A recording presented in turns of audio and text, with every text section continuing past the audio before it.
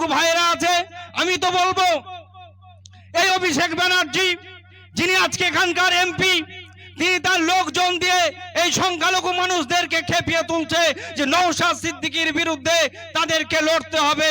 নওশাদ সিদ্দিকীর হয়ে যে সমস্ত মানুষেরা তারা আসছে, তাদের কর্মী সমর্থকরা আসছে, এই সংখ্যালঘু মানুষদেরকে খেপিয়ে দিচ্ছে তোমরা তাদের উপর অত্যাচার করো, তাদের উপরে জুলুম করো, তাদের উপরে মারো।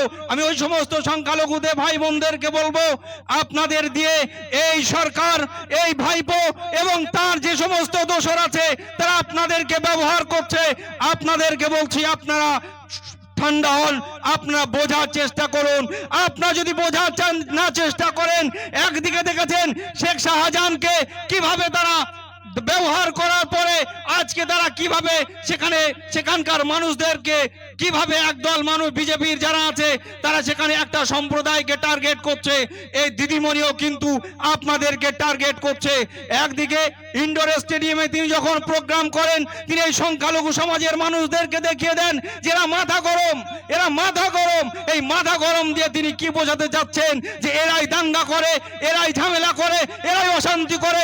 পশ্চিম বাংলায় এই সংখ্যালঘুরাই শুধু ঝামেলা করে, এটা দিদিমণি ইন্ডিকেট করে দেখিয়ে দিয়ে যাচ্ছেন। শুধু আমার সংখ্যালঘু ভাইদেরকে বলবো, আপনারা এদের থেকে মুখ ফিরান, এদের থেকে সরে আসুন।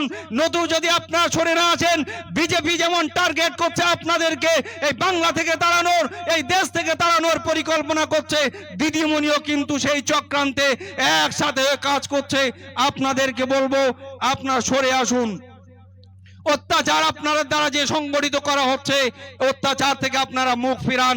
আপনারা যদি মুখ না ফিরান, আপনাদেরকে ব্যবহার করে আপনারা যখন গাড্ডায় পড়ে যাবেন, তখন আপনার হয়ে দিদিমণি এসে থাকাবে না, অভিষেক ব্যানার্জি এসে থাকাবে না, এখানকার যে সমস্ত দাদা দিদিরা আছে, যে সমস্ত নেতারা আছে, তারা আপনাদেরকে বাঁচাবে না। সুতরাং নিজেরা এই মানুষের উপরে অত্যাচার করা থেকে নিজেরা বাঁচুন। আপনারা একতাবদ্ধ হন। ইন্ডিয়ান সেকুলার ফ্রন্টের কর্মীদেরকে বলবো, আপনারা একতাবদ্ধ হন, ঐক্যবদ্ধ হন, মানুষের জোট তৈরি করুন, মানুষের কাছে যান, পাড়ায় পাড়ায় মানুষের কাছে আমাদের বার্তা, ইন্ডিয়ান সেকুলার ফ্রন্টের বার্তা, এই সত্যের বার্তা, ন্যায়ের বার্তা পৌঁছে দেন। মানুষের সাথে জোট তৈরি করুন। মানুষ আগামী দিনে আপনারা যদি সাথে যেতে পারেন, তাদের পাশে যেতে পারেন। কারণ মিডিয়া আমাদেরকে হয়তো এখানে আসতে দিচ্ছে না, মিডিয়ার মাধ্যমে আমাদের কথা, আমাদের প্রিয় বিধায়কের কথা, আমাদের চেয়ারম্যানের কথা তারা শুনছে। মানুষ একটাই আওয়াজ দিচ্ছে, আগামী 2024 ভোটের জায়গায় এসে আমরা অন্য কিছু দেখব না, শুধু নওশাদ সিদ্দিকী যেখানে আছে আমরা সেখানেই প্রমাণ করে দেব। তো আপনারা মানুষের সাথে থাকবেন, একতাবদ্ধ থাকবেন, ঐক্য একতা নিয়ে আপনারা চলুন। কোনো শক্তি আমাদেরকে দমিয়ে দিতে পারবে না। সকলে ভালো থাকুন, সুস্থ থাকুন।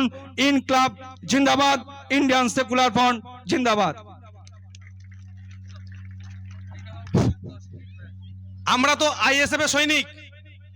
যদি আমরা সম্মানিত চেয়ারম্যান, ভাঙড় বিধানসভার বিধায়ক, বাংলার মানুষের অসহায়, বঞ্চিত, নিপীড়িত মানুষের যিনি কণ্ঠ, প্রাণপ্রিয় ভাইজানকে ধন্যবাদ জ্ঞাপন করি। এবং এই ডায়মন্ড হারবার এই লোকসভার যে সমস্ত মানুষ মিডিয়ার মাধ্যম দিয়ে শুনছেন এবং এই অঞ্চলের যারা এখানে হাজির আছেন, প্রত্যেককে ধন্যবাদ জানাই। আজ ইন্ডিয়ান সেকুলার ফ্রন্টের ডাকে ডায়মন্ড হারবার এই যে লোকসভার এই হরিণঘাটা অঞ্চল, হরিণডাঙ্গা অঞ্চলের যে সমাবেশ, এই সমাবেশ আগামী 2024-এর প্রস্তুতি শুরু করে দিচ্ছে। আমরা দেখেছি এখানে বিগত দিনের যিনি এই ডায়মন্ড হারবার লোকসভার এমপি হয়ে আছেন, পিসিমণির ভাইপো, তিনি চিন্তায় পড়েছেন।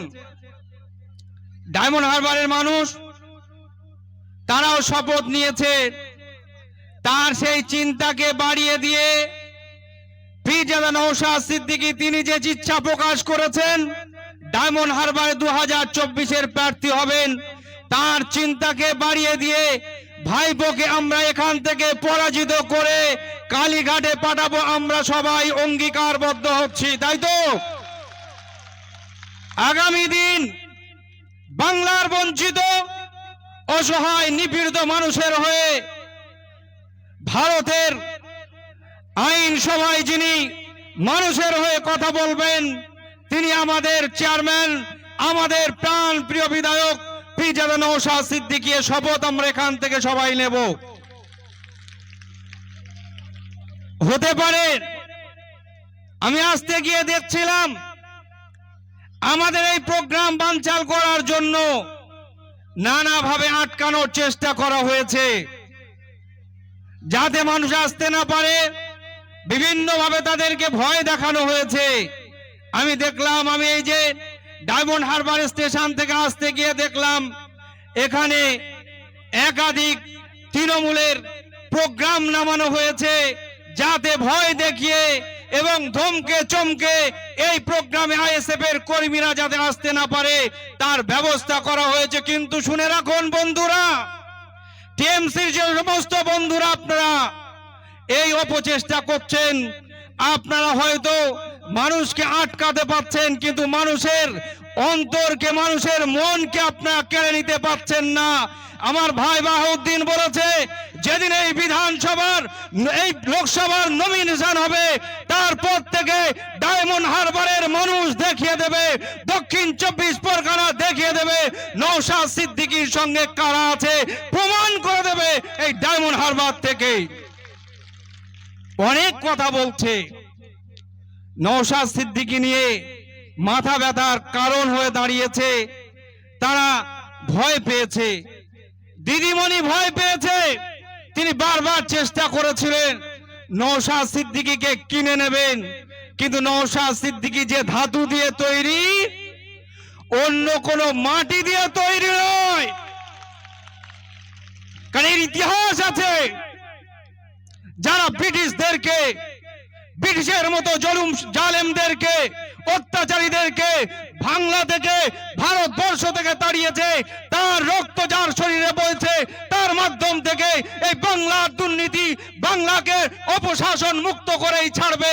তার নেতৃত্বে আজকে যে সকাল দেখতে দেখার যে সুযোগ তৈরি করে দিচ্ছে, আমরা ডায়মন্ড হারবারের মানুষদের কাছে আবেদন করব, দক্ষিণ 24 পরগনা জেলা কমিটির পক্ষ থেকে আপনারা তৈরি হন, জবাব আপনাদেরকে দিতে হবে। আজকে অনেক রকম ভাবে চেষ্টা চালাচ্ছে দিদিমণি, আমাদেরকে মুসলিম সমাজের কাছে, মানুষদের কাছে গিয়ে বলছে নওশাদ সিদ্দিকী বিজেপির দালাল। কিন্তু আমরা দেখেছি এই দিদিমণি কিভাবে বিজেপির সাথে একতাবদ্ধ হয়ে চলছে।